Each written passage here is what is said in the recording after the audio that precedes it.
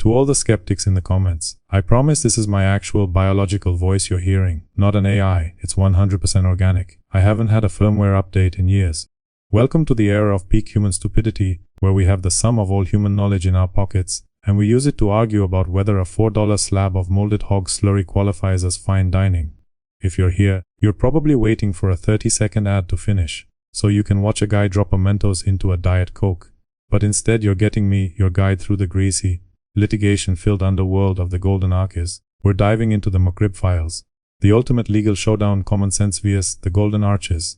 If you ever needed proof that the human species has peaked and is now rapidly backsliding into the primordial ooze, look no further than this class action lawsuit.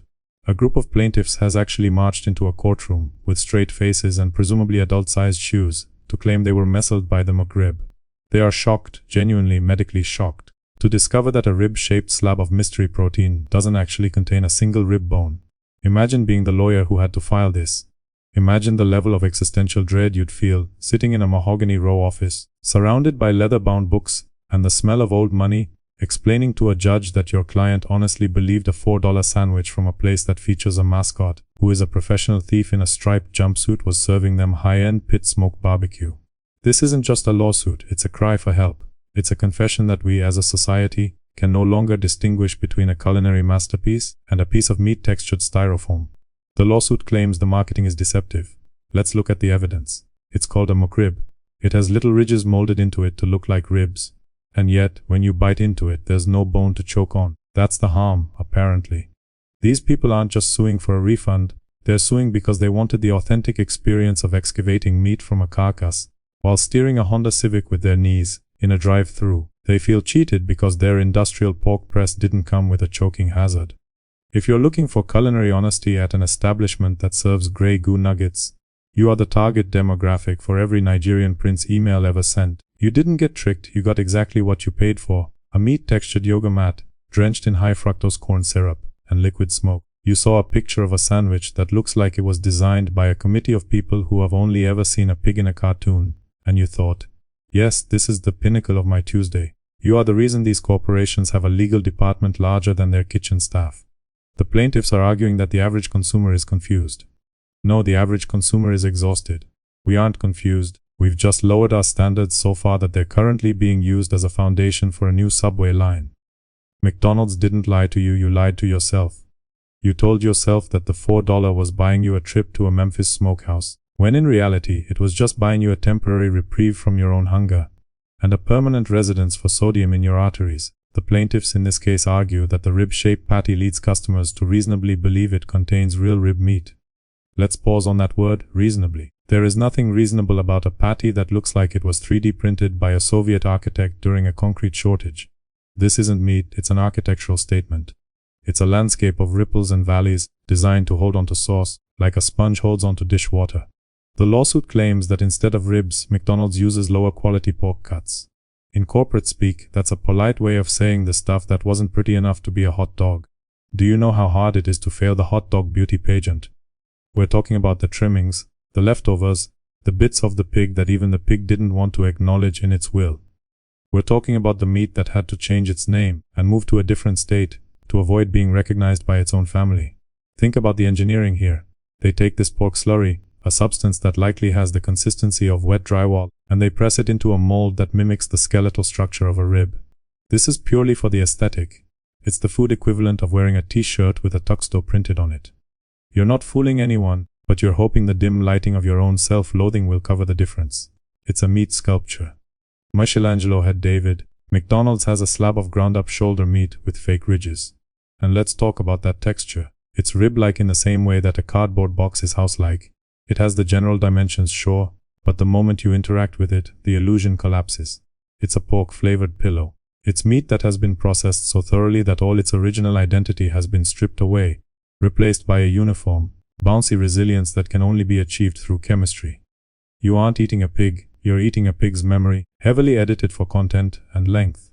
Every time you take a bite of those fake ridges, you're participating in a grand delusion. You're saying, I know there's no bone here, but I appreciate that you took the time to lie to me visually. It's the ultimate gaslighting. They've convinced millions of people that the shape of the food is more important than the substance. If they molded the pork into the shape of a Ferrari, people would probably try to drive it home. McDonald's has fired back at these allegations, and their defense is a masterpiece of technical accuracy that somehow makes you feel significantly worse. They state the McRib is made with 100% boneless pork. Notice the phrasing, boneless pork. Technically, a gallon of pork lard is boneless pork. A bucket of ground-up hooves and ear tips is boneless pork. It's a category so broad you could drive a fleet of delivery trucks through it and still have room for a side of fries. But here's the kicker. They explicitly mention it does not include organs or stomach tissue. Congratulations, everyone. We've reached the point in human civilization where it's not an eyeball or an intestine is a primary marketing defense. This is where we are. This is the bar. It's not on the floor, it's in the basement, buried under a pile of old newspapers. Imagine any other industry using this as a selling point. Like airlines, telling you that their planes are 100% made of metal and do not contain any cardboard or scotch tape in the wings. The fact that they have to clarify the absence of stomach tissue tells you everything you need to know about what could have been in there. It's a defensive crouch. They're basically saying, hey, look, it could be worse. We could be serving you a blended spleen sandwich, but we chose the premium route of nameless muscle trimmings. It's like being told your new car doesn't have any recalled explosive parts. Great, but why did you feel the need to bring it up? Now I'm just wondering where the explosives went. 100% pork is the ultimate legal loophole. It doesn't mean 100% meat you'd recognize if you saw it on a farm. It means it originated from a pig. It's the biological equivalent of saying a diamond and a piece of coal are the same thing because they're both 100% carbon. One is something you'd proudly show off. The other is something you'd throw at a neighbor's house on Halloween. McDonald's is giving you the coal, drenching it in BBQ sauce, and telling you it's a diamond. And we, the hungry, salt-starved masses, just keep polishing it with our tongues. The lawsuit also takes aim at the pricing and scarcity of the McRib. The plaintiffs are mad because McDonald's uses the limited time only gimmick to boost sales and charge premium prices. Apparently, the McRib often costs more than a standard beef burger. Let that sink in. People are paying a surcharge for a sandwich that is essentially a pork-flavored participation trophy. This is the KI's farewell tour of sandwiches. It's been saying goodbye since the 80s, yet it keeps showing up in your town, looking slightly more tired, greasy, and desperate every time. It's a psychological operation. McDonald's isn't in the food business, they're in the FOMO, fear of missing out business. If they sold the McRib year-round, you'd realize within 3 weeks that it's just a wet sponge with a smoky aftertaste and the nutritional value of a used eraser. But because they take it away, we treat it like a returning war hero. The strategy is simple. Wait for the price of wholesale pork trimmings to hit rock bottom. When the market is flooded with the bits of the pig that no one else wants, McDonald's swoops in like a culinary vulture. They bring it back like it's a gift from the gods, and you, yes, you, sitting in the drive-thru with your engine idling, pay a premium for the privilege of eating a sandwich that was legally defined as a patty 5 minutes ago. It's genius, really. They've turned a logistics-driven inventory dump into a cultural event. They've convinced us that the availability of this sandwich is a sign of the seasons, like the migration of birds or the blooming of flowers. Except instead of nature's beauty, it's the arrival of a highly processed meat slab. It's the ultimate it's not you, it's me relationship. They break up with us every year, only to crawl back into our beds and our digestive systems when the price of pork shoulder drops by 2 cents, and we fall for it every single time. We post about it on social media, we track its arrival with maps. We treat a fast food promotion like it's a celestial event. If McDonald's announced a limited time only bucket of salted gravel, half of you would be in line by dawn asking for extra sauce. Now, let's widen the lens. If you thought the rib was a lie, wait until you meet its best friend, the cheese. Most fast food chains use processed American cheese, which the FDA, an organization that usually lets a lot of things slide, doesn't even allow them to call cheese. Legally, it must be referred to as a pasteurized processed cheese product. If your food has to be called a product, you're not eating lunch, you're consuming an industrial output. You're eating the byproduct of a factory that happens to be orange. Under FDA standards, only about half of each slice needs to be actual cheese.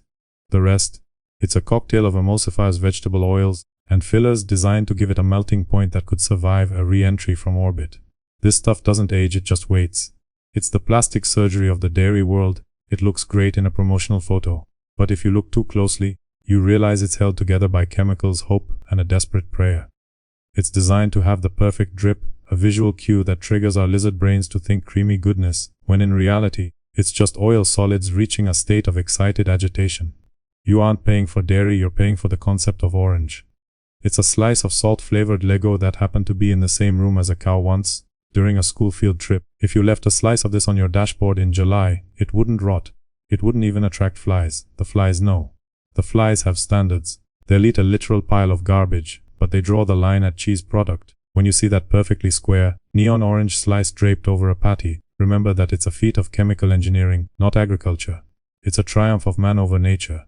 We took something as simple and ancient as cheese and said, this is too unpredictable. Let's make it shelf-stable for the next 3 decades and give it the texture of a vinyl record. And then we put it on a McRib, because apparently, one science project per sandwich just wasn't enough. Finally, we get to the breakfast of champions, or more accurately, the breakfast of people who gave up on their dreams at 7 a.m. and found themselves in a drive-thru lane. There's a weird, unspoken class system in the McDonald's kitchen. If you order an Egg McMuffin, you're part of the breakfast elite. You get a freshly cracked egg. It's round, it's real, it came out of a shell, and it has a yolk that looks like it once belonged to a living creature. It's the gold card of fast food eggs. But if you order anything else, the biscuit, the McGriddle, the folded egg, you've been relegated to the peasantry. You're getting the yellow slurry. You're getting a liquid, or processed, egg product that arrives at the store in a carton, pre-cooked and flash frozen, containing things like citric acid and xanthan gum to keep it from turning into a grey puddle of existential despair. This folded egg is a marvel of food science. It's a yellow rectangle of sadness that has been engineered to be egg-adjacent. It's eggish. It's egg-flavored. It's the kind of thing you'd feed to a prisoner of war if you were trying to get them to confess to something they didn't do. It's spongy, it's uniform, and it's suspiciously resistant to the laws of thermodynamics. The reality is that while we expect processed junk, the misleading marketing is what really hurts. And the lawsuit, for all its stupidity, hits on a core truth. We want to be lied to, but we want the lie to be convincing. We know the food is bad for us. We know it's cheap. We know it's the reason our doctors look at us with pity. But don't tell me it's a rib when it's a mold. Don't tell me it's cheese when it's a science project. We're already eating in our cars, with the engine running, hiding our shame from the people in the next lane. We've already surrendered our health and our self-respect. For the love of all that is holy, don't take our dignity too. If you're going to serve us a 3D printed pork sponge, at least have the decency to call it what it is, a $4 mistake that we'll definitely make again next November.